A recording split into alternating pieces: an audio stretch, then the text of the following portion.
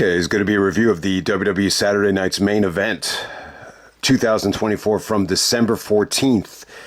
This is actually in the Nassau Veterans Memorial Coliseum in Long Island, the home of SummerSlam 2002, right? So, yeah, I think they did like 14,000 in attendance. The atmosphere was good. Yeah, this felt like a big-time event.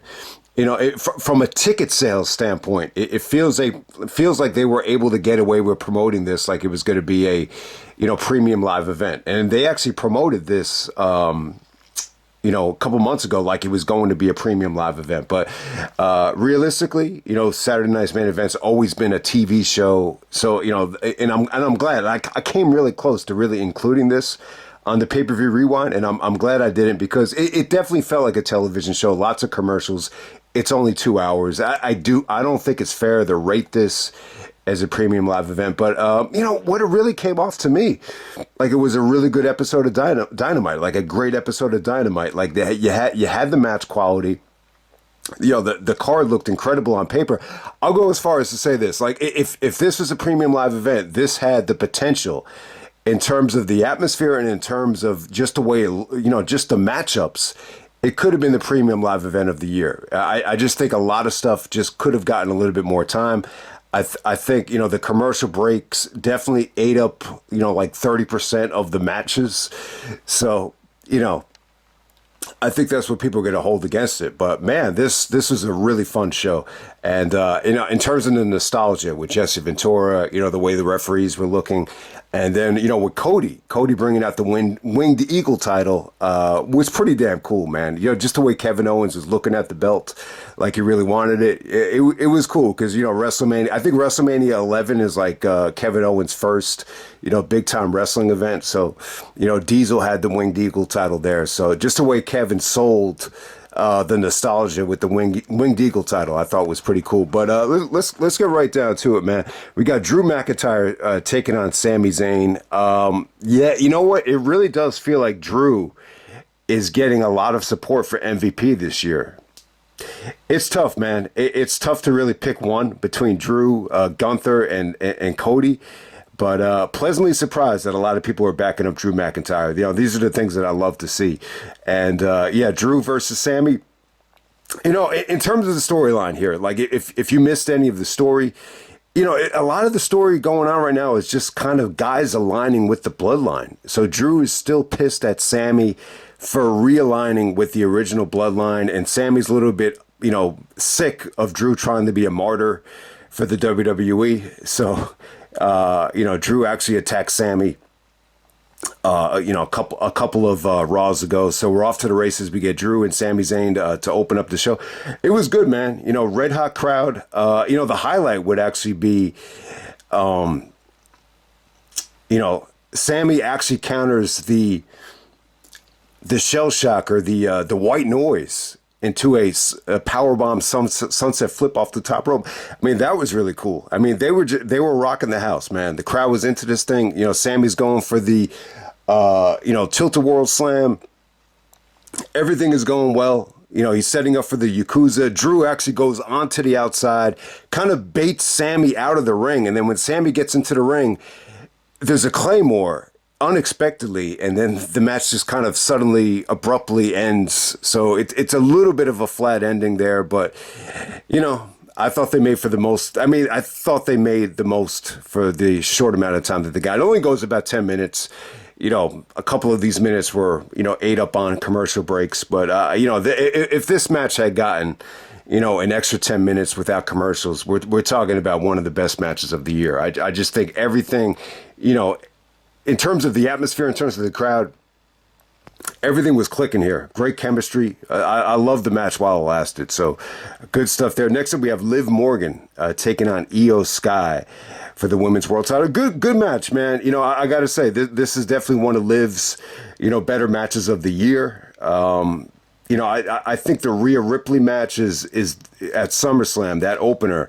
That's by far the best thing Liv was involved with this year, especially because of the way that was booked at the end and everything. I thought that was really good. But this, from start to finish, though, this is a little bit easier to watch. Io Sky was awesome here, and she pulled out something very unique. We've seen Benoit, we've seen a lot of guys do the hat trick of German suplexes, but here she was doing German suplex bridges. After every single German, she would do a bridge, and she was able to kind of roll through and do 3 in a row. So I thought that was really cool. Liv actually took a nasty looking shot to the nose with Io Sky's knee. I mean, it was bad. It wasn't as bad as Seth Rollins to Cena, where Cena's nose was on the other side of his face. I mean, it wasn't that bad. I mean, Liv might have had a bloody nose. I don't know if it's broken or not, like Trish's nose was. But hey, man, I thought the match was a lot of fun. That ending too, with Liv actually countering the moonsault into the the double boots was pretty damn cool. I mean, really cool. It kind of reminded me of that Benoit Orton bump from SummerSlam when Orton countered the headbutt. I mean, not as career ending as that move, but pretty. That was an awesome spot right there. And then Liv kind of followed it up with the what does she call it now? The Liberation. So I thought he had a good finish right there. So Liv Morgan retains over Io Sky. Really fun match. Even Jesse the Body had a lot of respect for Liv to bounce back after the bloody nose. So, all right, next we have Gunther taking on Damien Priest and Finn Balor in the triple threat match. Lots of fun. Good, good match right here. It only goes 11 minutes. Like if this only got 11 minutes on a pay-per-view, you would have been a little bit upset. And I'm not going to say that this kind of had the pace that Angle, Mysterio, and Orton had. So there are times where if you pack a lot of action into 10 minutes, it could be satisfying on that level. I can't say that about it, but it was good stuff. Michael Cole really put over Gunther's win here. Just said this was the win that Gunther needed for his confidence. He needed a dominant victory, after losing to Cody, and, Priest was in his head for the last couple of months, and, he did need help against Priest, because of Finn Balor's interference. So I get the point that Cole was trying to make there about Gunther, needing a nice win like this, but it was good though, man. It was, good action. This probably got the loudest "This is awesome" chants of the whole night. Balor and Priest really rocked the house with, some of the counters and the finishers. And, Gunther does an awesome looking powerbomb on Damien Priest on the steel steps. So that enables, Gunther to get the easy victory over Finn Balor. But, what I want to say about this is it just seems like anytime Finn is in a big time match, this feels like the biggest match Finn has been involved with, maybe the whole year. And it's just like his performance in this thing. It just kind of screamed to me like it was filler. I hate to say it, but it was a fun match, man. Fun crowd, fun atmosphere. Once again, the triple threat was good. It was just kind of cut short. And then you got Chelsea Green taking on Michin for the United States Championship. So Michin, I think she's actually the same girl as, God damn it, what was her name? Is this Mia Yim, the same girl from the independent wrestling days from way back? She's definitely gotten into good shape. I like what I saw here. I thought she looked good in terms of wrestling. In terms of just her improvement in the ring, I think both of these girls looked really, really good. Chelsea was definitely the more over girl. She's just got a lot of charisma. She's one of these girls that just gets it in terms of, charisma, knowing the way the business works. And, you actually have Piper Niven on the outside being a distraction. I will say the crowd was kind of dead for the most part, but they were into the finish, though. When Chelsea hit the Unprettier, just the way it was executed and just the way Chelsea's hitting it too. She's able to do it in a way where she could really get the crowd into it. So the Unprettier from Chelsea, it's a little bit different than the way Christian hits it. She's able to kind of jump into it a little bit more. But Michin had a good match though. The problem with Michin though is just, I just don't know if a lot of the crowd is even aware of who she is. Like this just kind of felt to me like a lot of the crowd wasn't really watching SmackDown because it's really the only time she's been on a premium live event. Chelsea's gotten a lot of, television time, away from SmackDown, whether it be WrestleMania, whether it be, in the Money in the Bank. But hey, man, we're going to move on to the righteous man, Kevin Owens, challenging Cody Rhodes for the Universal title. You actually had Jesse the Body Ventura on commentary here, which I thought was really cool. And then Cody comes out with the Winged Eagle title. Man, this is the entrance of the year, man. The Winged Eagle title looks pretty damn cool. I would love for them to bring it back, but they mentioned that this was only going to be one night only. But yeah, man, Kevin is upset at Cody, for teaming up with Roman Reigns. And, Kevin is looking at this thing like it's betrayal. Michael Cole kind of jumped into this feud as well and told Kevin to take a look in the mirror and just say you're overreacting about Cody aligning with Roman, trying to insinuate that, Roman had to, Roman needed Cody's help because Solo's on a power trip and everything. So, Cole did his role here. I thought it was actually pretty cool. It was funny too, because, Michael Cole said, Kevin, take a look in the mirror. And Kevin's like, all right, I'll take a look in the mirror. You know what I see? I see a righteous, handsome man. It was, it was pretty damn funny, man. And I think Kevin's actually made a lot of good points throughout this whole thing. And you almost forget that Kevin, and Roman really did a lot, especially during the pandemic. Like, they really did a lot of brutal shit, whether it be TLC matches, whether it be the last man standing match at the Rumble. Kevin's been through a lot with the Bloodline, not to mention, all the Sami Zayn stuff. And Kevin did mention the Sami Zayn stuff. They're probably going to go back to this at WrestleMania. He said, we'll cross that bridge when we get to it in terms of Sami realigning with the Bloodline, which Kevin is upset about as well.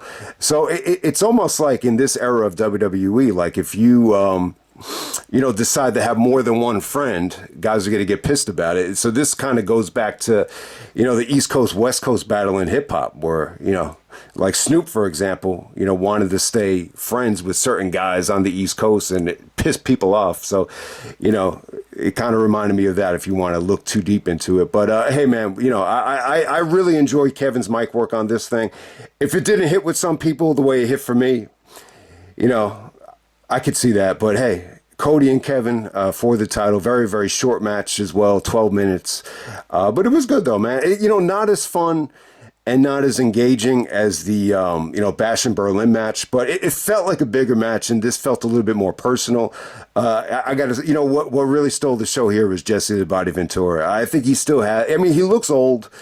Did you expect him to look young? He sounds a little bit older as well, but just the old school approach, very reminiscent of the way he used to bash Hogan, for being a luster or for cheating, unintentionally. He did the same thing with Cody here, just the way Cody used the chair at the end and just the way he's yelling at Kevin, stay on the leg, go after the leg, I think it was just old school, Jesse Ventura. So, if they're going to bring him back, man, it's pretty damn cool. But, lots of ref bumps. Lots of good action from both guys. You get to see Kevin use the Fisherman's Buster. I got to say this. Cody's selling of the stunner, he's in the Mount Rushmore of guys that sell the stunner. This is my Mount Rushmore of stunner sellers. The Rock, Shane McMahon, Shawn Michaels. I think Shawn only took one stunner, but my brother would argue that it's the best stunner ever. And then you got Cody Rhodes. The way Cody takes it, he just basically bumps for it. That's the way to do it. So many, when you watch like some of the first stunners ever, like from 97, like when Austin first turned face, it's amazing how many guys just didn't know how to sell for the stunner. At the top of the list would be Vince. But yeah, I enjoyed it, man. I enjoyed all the ref bumps. I enjoyed Kevin bringing the chair into the ring. All right, so I'll say this about the finish. The way it ended here, Kevin actually misses with the steel chair, and Cody hits him with another Cody cutter, and then he hits him with the crossroads on the chair. Charles Robinson doesn't even get into the ring, and then he counts to the 3. And I don't know, it kind of came off a little bit cheap. It's almost like, all right, if this is going to be official, shouldn't you at least get into the ring? So I think Kevin's going to get a rematch. I think they're going to do a triple threat at the Rumble. I think he could do Cody, Kevin, and Randy Orton. If you notice, there's a lot of, Randy... symbolism here with Kevin's actually waving at the camera and saying, "Hi, Randy." And then Cody actually hits the RKO on the announce table, kind of paying homage to Randy Orton for sticking up to Cody when they started getting into a fight. So, yeah, man, it's a possibility. I wouldn't mind seeing a triple threat at the Rumble. I really wouldn't mind seeing Cody and Kevin in a street fight, at the Rumble. The same way Triple H and Foley had their street fight at the Rumble. So, the Rumble needs to be a much better event this year. So, yeah, I mean, you could go in the direction of just having Cody have dream matches, whether it be Cena, Punk, whoever, The Rock. I think they might go in that direction as well. But yeah, man. So this is my WrestleMania card right now. I mean, I think this is the way it kind of looks. Like if I were to put money on it, I think Punk and Seth is going to not be for the title. I think you could do Punk and Seth, not for the belt. I think Rock and Roman, not for the championship. I think if you put The Rock in the championship picture, it pisses too many people off. So I could see Rock and Roman actually being not for the title. I could be wrong about that. With Cody Rhodes, I could see, Cody taking on Randy Orton at WrestleMania right now. I could see all the stars aligning to that.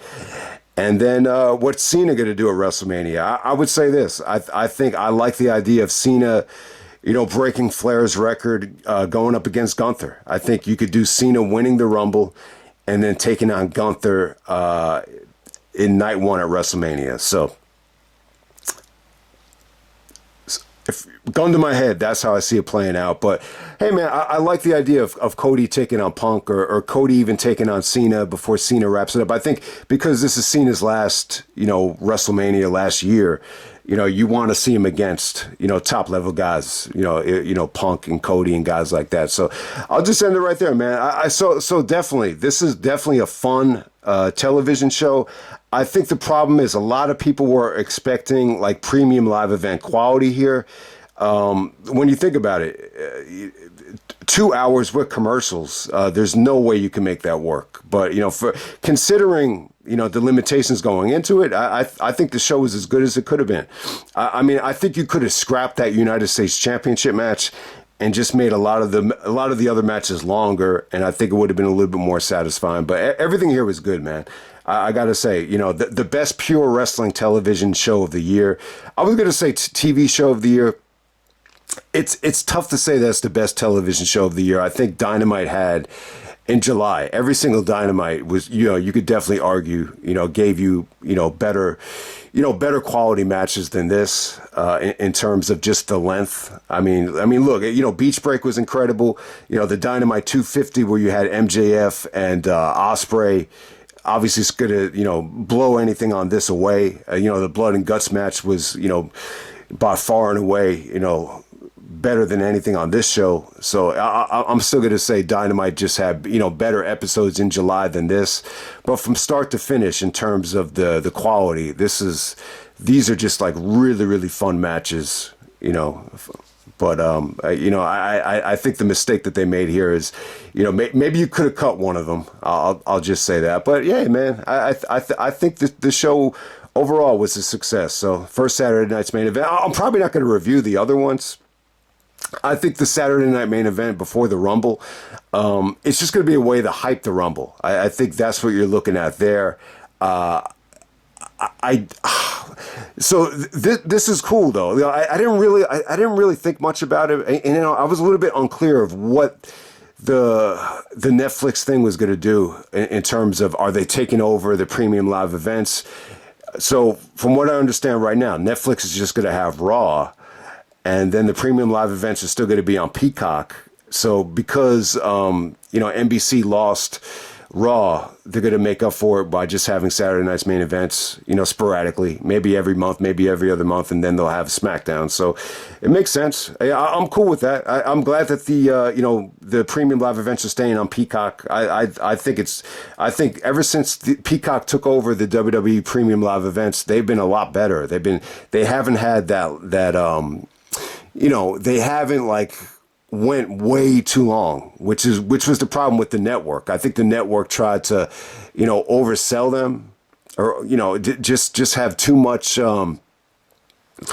kind of the Master P philosophy where they wanted to give you more quantity just so they could get more subscribers. I don't think that's been the problem. That's been a problem since they've been on Peacock. So I pleasantly enjoyed, Peacock streaming service. So definitely cool about it. And, the Netflix thing I'm excited about the first Netflix. Looks like you're going to be getting Solo and Roman in the tribal combat match, and look out for The Rock there. I'm sure The Rock will get, interrupt that match. It should be really, really damn cool. But hey, man, my approach on the Netflix thing is it's going to be exciting no matter what. I think they're really going to, empty the tank in terms of, seeing Punk, seeing The Rock, seeing Cena. I think there's especially going into the Rumble, there's going to be a lot of excitement, but I think the fear is like, why would you want to pay for Netflix if it's going to feel like Raw feels right now, or like Raw has felt during the 3-hour era?